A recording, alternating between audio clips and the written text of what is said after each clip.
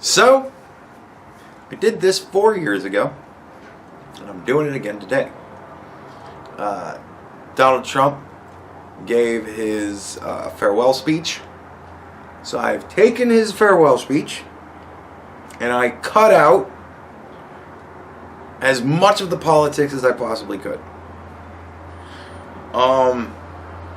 It's exceedingly difficult to do with a presidential speech of any kind, but I did my best.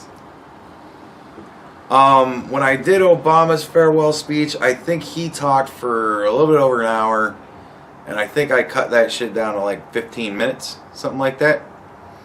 And Donald Trump talked for like 20 minutes. And I think I cut that down. What did I cut it down to? 525 and 8 frames. So, yeah.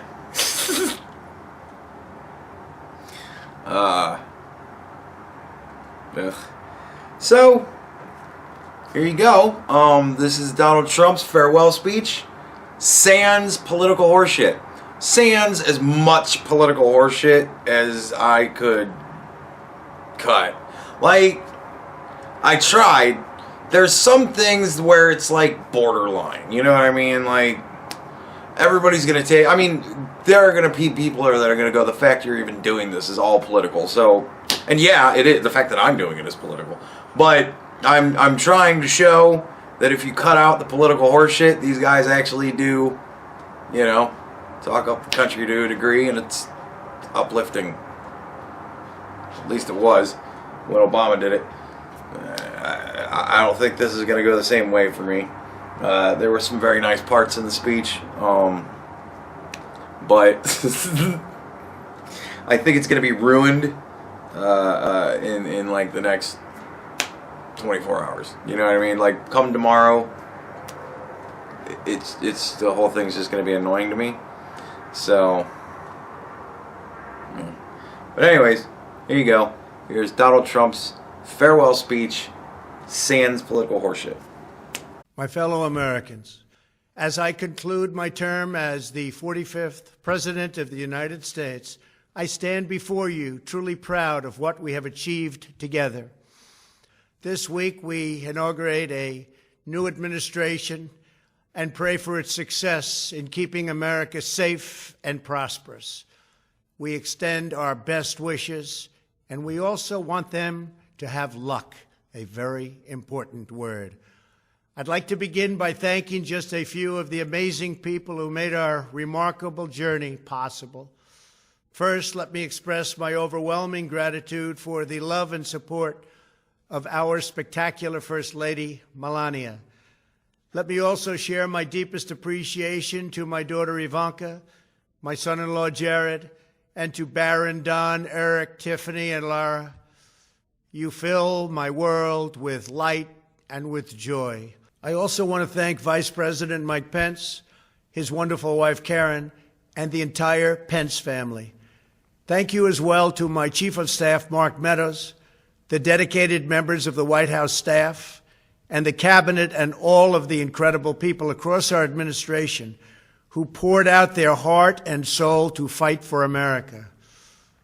I also want to take a moment to thank a truly exceptional group of people, the United States Secret Service. My family and I will forever be in your debt. My profound gratitude as well to everyone in the White House Military Office, the teams of Marine One and Air Force One, every member of the armed forces, and state and local law enforcement all across our country. Most of all, I want to thank the American people. To serve as your president has been an honor beyond description. Thank you for this extraordinary privilege, and that's what it is, a great privilege and a great honor. We must never forget that while Americans will always have our disagreements, we are a nation of incredible, decent, faithful, and peace-loving citizens who all want our country to thrive and flourish and be very, very successful and good.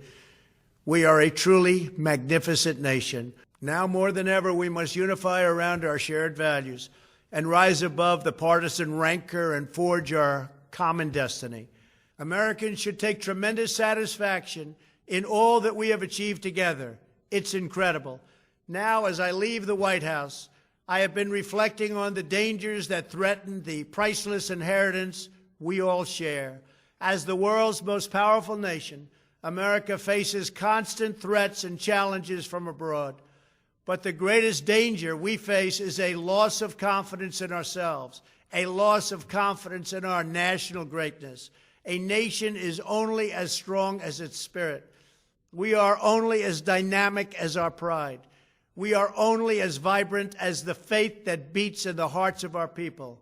For nearly 250 years, in the face of every challenge, Americans have always summoned our unmatched courage, confidence, and fierce independence. These are the miraculous traits that once led millions of everyday citizens to set out across a wild continent and carve out a new life in the Great West.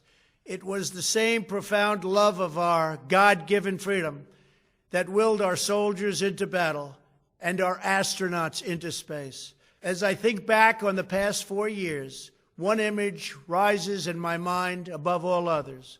Whenever I traveled all along the motorcade route, there were thousands and thousands of people. They came out with their families so that they could stand as we passed and proudly wave our great American flag.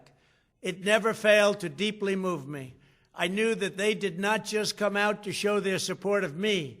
They came out to show me their support and love for our country. This is a republic of proud citizens who are united by our common conviction that America is the greatest nation in all of history. We are and must always be a land of hope, of light, and of glory to all the world. This is the precious inheritance that we must safeguard at every single turn. As long as the American people hold in their hearts deep and devoted love of country, then there is nothing that this nation cannot achieve. Our communities will flourish, our people will be prosperous, our traditions will be cherished, our faith will be strong, and our future will be brighter than ever before.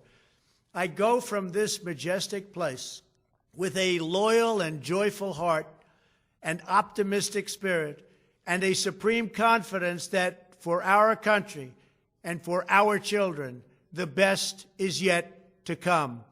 Thank you and farewell. God bless you. God bless the United States of America.